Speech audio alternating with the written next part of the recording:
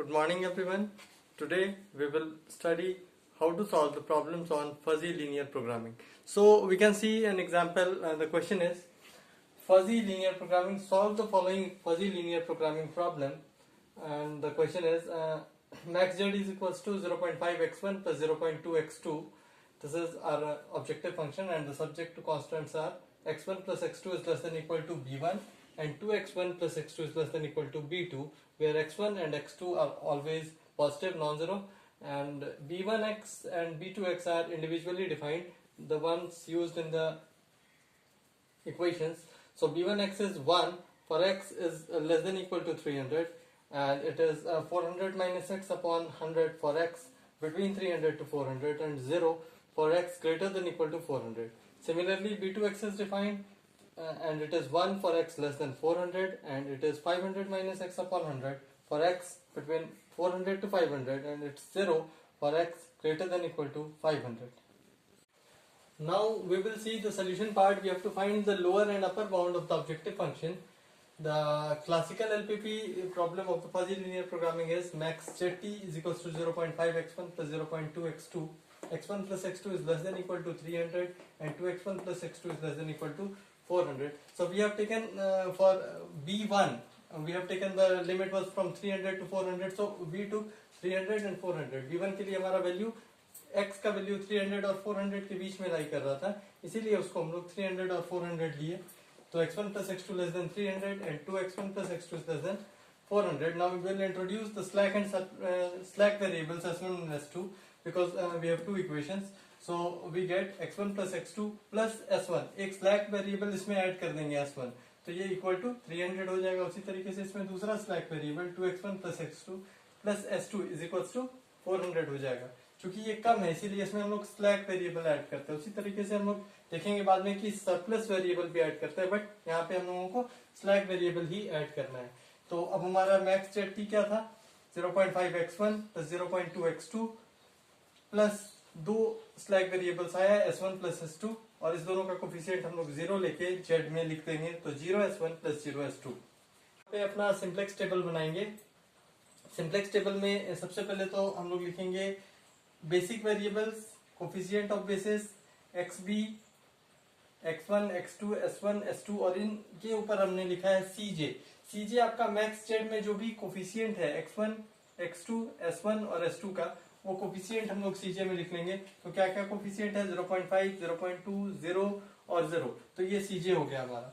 Basic variables मतलब जो भी हम लोग स्लैक या सरप्लस ऐड करते हैं, तो स्लैक वेरिएबल्स हमने s1 और s2 ऐड किया है, तो यहाँ पे हम लोग s1 और s2 लिख दिए. कोफिशिएंट ऑफ बेसिस इसका z में s1 और s2 का कोफिशिएंट क्या है 0 और 0, तो यहाँ पे 0 और 0 आ गया.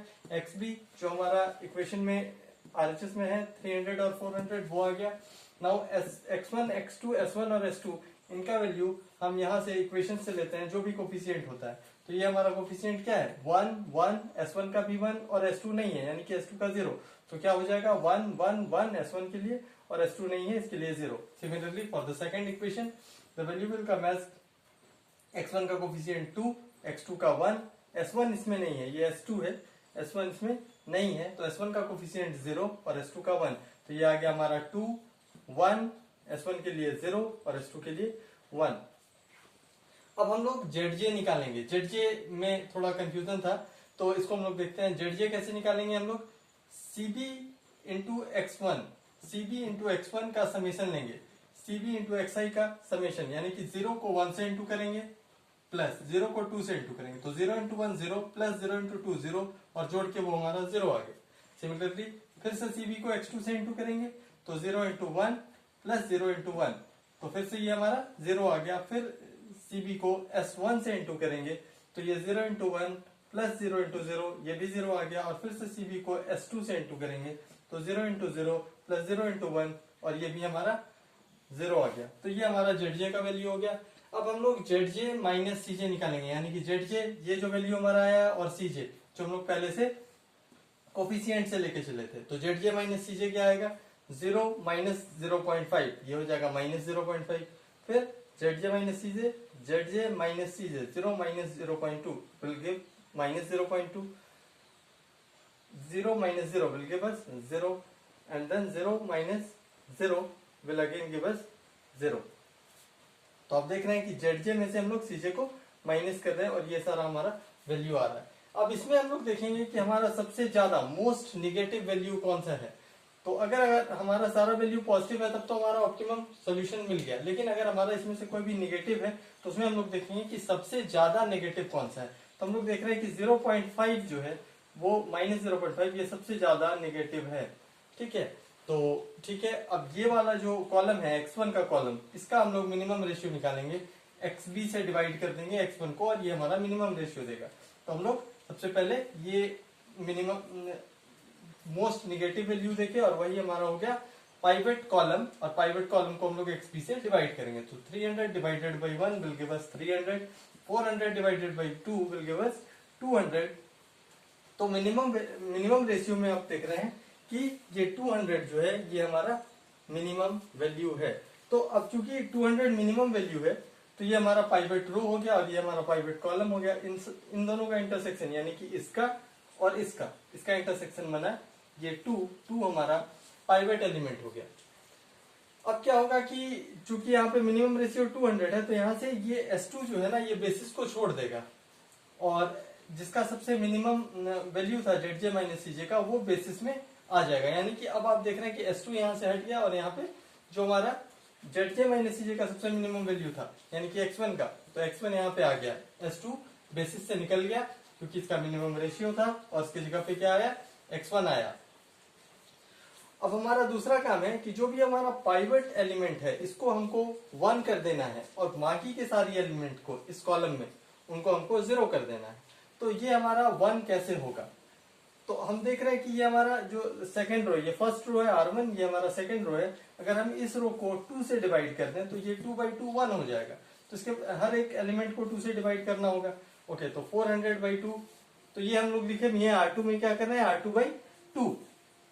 तो 400/2, 200, 2/2, 1, 1/2, 1/2, 0/2, 0 एंड अगेन 1/2 इज 1/2।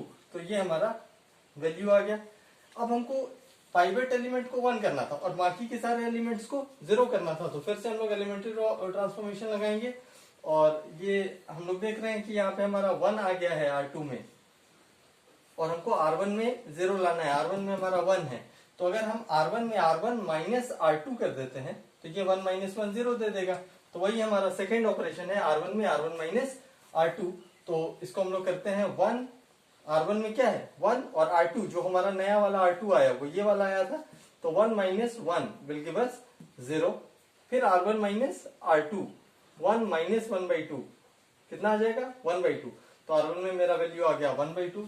फिर 1 - 0, R1 माइनस R2, R2 नया वाला R2 जिसमें हम लोग ट्रांसफॉर्मेशन लगा चुके हैं। तो R1 1 - R2 0 will give us 1 - 0 again 1 and this is 0 and R1 is 0 and R2 here is 1/2।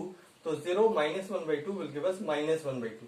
तो ये हमारा S1 का वैल्यू आ गया। उसी तरीके से R1 minus R2 300 minus 200 will give अस 100। तो ये भी हो गया। अब हमको देखना है कि CB में हमारा क्या वैल्यू आएगा। तो CB में जो हमारा कोफिशिएंट होता था Z में, तो Z में S1 का कोफिशिएंट क्या था, S1 का कोफिशिएंट 0 था और X1 का कोफिशिएंट क्या था 0.5। तो चूंकि बेसिस में इस बार X1 आ गया है तो इसीलिए X1 का कोफिशिएंट 0.5 आ जाएगा। फिर उसी तरीके से हम लोग ZJ निकालेंगे। तो ZJ कैसे निकालते थे, CB को मल्टीप्लाई करते थे x1 से x2 से S1 से S2 से और उसका समेशन लेते थे। तो ठीक है, इसको इससे मल्टीप्लाई करते हैं। CB को पहले तो हम लोग x1 से मल्टीप्लाई करते हैं, तो 0 × 0 प्लस 0.5 × 1, तो ये तो 0 हो गया, प्लस 0.5 × 1 विल गिव अस 0.5। उसी तरीके से हम लोग 0 × 1/2 प्लस 0.5 × 1/2 ये दे देगा 0.25। फिर 0 × 1 प्लस 0.5 × 0, तो ये 0 × 1 0 प्लस 0.5 × 0 जोड़ के 0 आ गया। फिर 0 × -1/2 0 और प्लस -0.5 × 1/2 विल गिव अस 0.25। तो ये हमारा ZJ का वैल्यू आ गया। और फिर उसी तरीके से हम लोग ZJ माइनस CJ का वैल्यू निकालेंगे। तो ZJ हमारा क्या आया 0, 0.05 0 और 0.25 और Cj का वैल्यू हमारा था 0.5, 0.2, 0 और 0। तो Zj माइनस Cj का वैल्यू निकालते हैं हम लोग। 0.5 minus 0.5 Zj minus Cj will give us 0। फिर 0.25 minus 0.2 will give us Zj 0.25 minus Cj 0.2। तो इसको माइनस करेंगे तो ये हमारा आ जाएगा 0.05। फिर 0 minus 0 will give us 0 and then 0.25 Zj minus Cj 0। तो ये हमारा आ गया 0.25। तो आप यहाँ पे देख रहे हैं कि ये Zj माइनस Cj का सारा वैल्यू पॉजिटिव आ गया, यानी कि अब जो भी हमारा सोल्यूशन आया वो हमारा ऑप्टिमम सोल्यूशन आ गया। तो इसमें हमारा x1 का वैल्यू कितना आया 0.5। सो x1 इज 0.5। आप देख रहे हैं कि बेसिस में x2 नहीं है तो x2 का वैल्यू हो जाएगा 0। और zt यानी कि lower bound for the z कितना था हमारा 0.5 x1 प्लस 0.2 x2। तो यहाँ पे हम लोग 0.5 x1 का वैल्यू पुट करेंगे, कितना आया था x1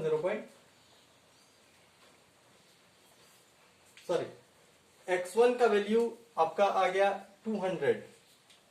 ये आपका x1 का वैल्यू होता है और यहाँ पे s1 है x2 नहीं है तो x2 का वैल्यू आ गया 0।